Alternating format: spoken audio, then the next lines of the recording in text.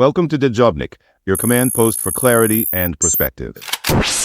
Israel Prime Minister Benjamin Netanyahu joins us live from Jerusalem. We don't have to give you the news. You follow American news as if you're still here, Prime Minister. His red line is Rafah. Don't go into Rafah. What's your response? Look, the president and I have agreed that we have to destroy Hamas. We can't leave a quarter of the Hamas terror army in place. They're there in Rafah.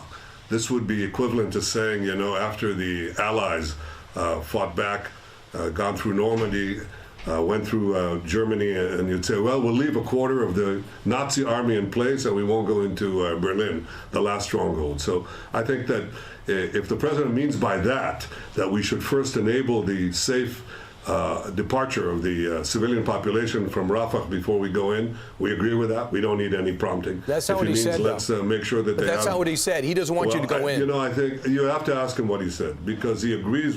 He said that he agrees that we have to destroy Hamas as a fighting organization. That's what we intend to do. Look, it's either Israel or Hamas. There's no middle way. I mean, we have to have that victory. We can't have 3/4 of a victory. We can't have 2/3 of a victory, because Hamas will reconstitute itself with these 4 battalions in Rafah, reconquer the Gaza Strip, and do the October 7th massacre over and over and over again. And for us in Israel, not merely for me, Mr. Prime but Minister, for the people of Israel, that's a red line. We can't let Hamas survive. Mr. Prime Minister, we don't want to put you in a difficult position, because we know that you have to work with the U.S. I know we're still strong allies. But there's been multiple comments, whether it was a red line from the President of the United States or Kamala Harris saying that we need a ceasefire now. I know there's been conversations in the press about a fractured relationship. Can you tell us about what's going on between you and the president? Because right now, what I'm hearing from the IDF and some of my friends that are going out there to battle Hamas is that they don't have the support truly of the United States right now, and that you guys are being pressured to come off the gas a little bit. Is that true? Look, we have our agreements on the basic goals, but we also have disagreements on how to achieve them. Ultimately, it's Israel that has to decide. Our neck is on the line. Are they encouraging you to get off the gas, though, Prime Minister? Well, I'm telling you that we're not getting off the gas. I'm telling you that we have to take care of Israel's security and our future, and that requires eliminating the terrorist army. That's a prerequisite for victory. That victory is important not only for us, it's important for the civilized world as we're fighting these barbarians. And let me tell you something. I've seen these recent polls where 82% of Americans support Israel in its battle against Hamas. 82%. That's been constant over the last 5 months. So they recognize that our battle is your battle and our victory is your victory. And I'm sure that deep down, everyone in Washington understands that. And that's what we're going to do. We're going to defeat Hamas. We're going to do what is necessary to minimize civilian casualties, do the humanitarian aid, something that we believe in. But we have to destroy this terrorist Nazi army. Otherwise, there's no future for anyone in the Middle East. I think everyone, Mr. Prime Minister, is trying to figure out what is meant by President Biden, how that defines your relationship. We're trying to figure out what it means by a red line, what it means by what Lawrence is articulating, and what it means when President Biden says something like this on a hot microphone at the State of the Union. Let's listen together. We got to keep pushing what you're doing on the humanitarian stuff and all this shit. So I told him, baby, some people, baby, you know, should come to Jesus. So what does that mean to you, a come to Jesus meeting? I don't know. I'm not familiar with the term, even though Jesus wasn't born that far away from here. I can tell you that if it means having a heart-to-heart conversation, we've had that plenty of times over the 40 years that I've known Joe Biden, and over the 12 or 13 conversations that we've had since the beginning of the war. But ultimately, I'm the Prime Minister of Israel. I'm responsible for the security and future of the Jewish state, and I'm supported in my policies. That's important to understand.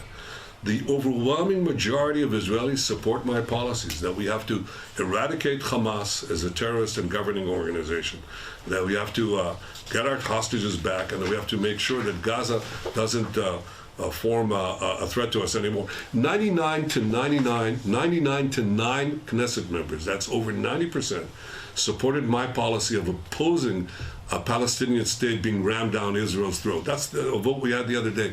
So when people say, well, we have to have this talk with Netanyahu because he's holding back the prospect of this wondrous peace with the Palestinian state, you don't have an issue with me. You have an issue with the entire people of Israel. They're really united as never before in uniting to destroy Hamas and ensure that we don't have another Palestinian terrorist state like the one they had in Gaza that could threaten the state of Israel. That's something that the people of Israel are united behind, and from what I can see, most Americans support that as well. Prime Minister Netanyahu, President Biden's been around a long time. It's easy to surmise, at least here in the American press, he knew he was on a hot mic in that moment. It was after the State of the Union, after all. I'm wondering what that does to negotiations, that message was communicated to you via the press instead of in the privacy of diplomatic channels. What does that do to the ceasefire negotiations? What does that do to the more than 100 hostages being held, including one-year-old Kafir Bibis, that sweet little baby, in Hamas hands? Well, look, to the extent that the world thinks that America and Israel are united, that helps the war effort, and it helps our effort to achieve victory and obviously the release of the hostages. To the extent that Hamas believes that there's daylight between us, that doesn't help. I appreciated the support that President Biden and the administration have given us since the beginning of the war. I can only hope that it will continue to victory, because victory is at hand. Victory is close. I mean, we've destroyed, as I said, 3/4 of those fighting battalions. We're very close to victory. The best thing we can do for the future of the Middle East, for the future of peace, for the future of those hostages, is get a speedy victory. And the victory will come as soon as, I think it will come sooner, the more united we are, not divided, or at least not given the appearance of division. Well, I know what you're saying, but with Kayleigh's point, I did hear that you guys had virtually something agreed to with Hamas, and as soon as they see the fracture with the U.S., they said, we can hold out for a better deal since they're getting all this pressure, and that blew up the deal on the hostage for prisoner swap. Oh, I'm not sure that that's exactly what happened. I think Hamas from the start has demanded just outlandish demands that were nowhere in the ballpark, so they weren't there in the first place. But I repeat it, we're not fighting just our battle. We're fighting the battle of civilization against barbarism. We're fighting the battle against the Iran terror axis, which goes against America. They say that you're the great Satan and we're the small Satan standing in their way. These are the people who are your worst enemies, our common worst enemies. And at this point, the entire international community, at least the civilized community, should stand behind Israel, reject the vilifications and the pressures that are brought against Israel that is fighting this just war against these barbarians. That's what I think is required to do. Most Americans understand it, and I hope that that's what will also be perceived in the Middle East, because it'll help us get the job done sooner. We're going to win this war. Yeah. Mr. Prime Minister, yes, and soon. And I hope you guys do win the war. But there's a lot of concern, not just with the UN, but we got little jihadis running around here in the United States. You got people putting pressure on the President of the United States.